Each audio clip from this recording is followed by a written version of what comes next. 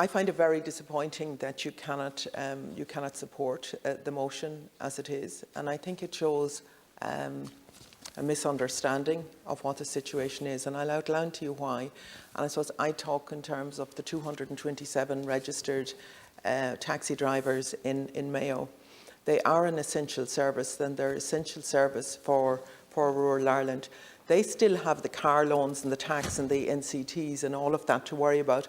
And hearing the personal stories from all over the country yesterday, I spoke to those taxi drivers, and I want to commend my colleague Darren O'Rourke for bringing this motion to the Dáil to highlight it. I want to concentrate particularly on the older taxi drivers, because we know that almost 1 in 5 taxi drivers are aged over 66, and they are not eligible for the pandemic unemployment payment.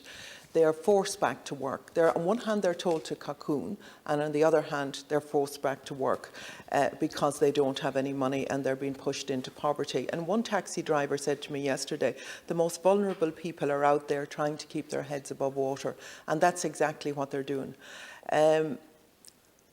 We talk about the government and messaging and the muddled messages that are coming. But to me, there's a very clear message coming to taxi drivers, and particularly taxi drivers and others over the age of 66. And that's that you don't matter. And they are discriminated against. They tell me time and time again.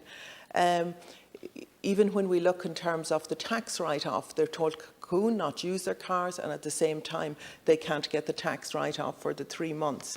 So they feel a terrible sense of injustice, that they don't matter. I hear from taxi drivers and from others over the age of 66 who are turning to money lenders just to keep going, and some of them are doing that to send their grandchildren to college. That is the fact of the matter. These are the people who are in their 50s, when they already had to bear the costs of austerity and bear the costs of what the banks and the reckless lending and everything else when this country was destroyed. They won't get a loan now, so it's okay saying there's a suite of measures, and I'm fed up hearing this suite of measures. But they won't. When they go to a bank, they won't get a loan at this stage, and they know that the banks will be calling in existing loans come October. So why don't we support them with the PUP payment? Why don't we look at, we have a school transport crisis, an absolute crisis, even in a short-term measure, to let the taxi drivers and hackneys, let them fill that gap in the short term.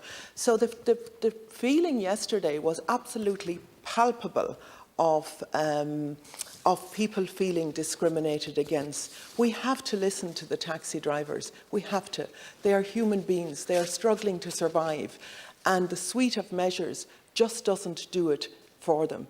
They need a payment. They need to be supported. We need taxi drivers as an essential service. We need them now, and we will need them into the future. We need to support them. I am pleading with the government to please listen to the taxi drivers across this country that provide that essential service.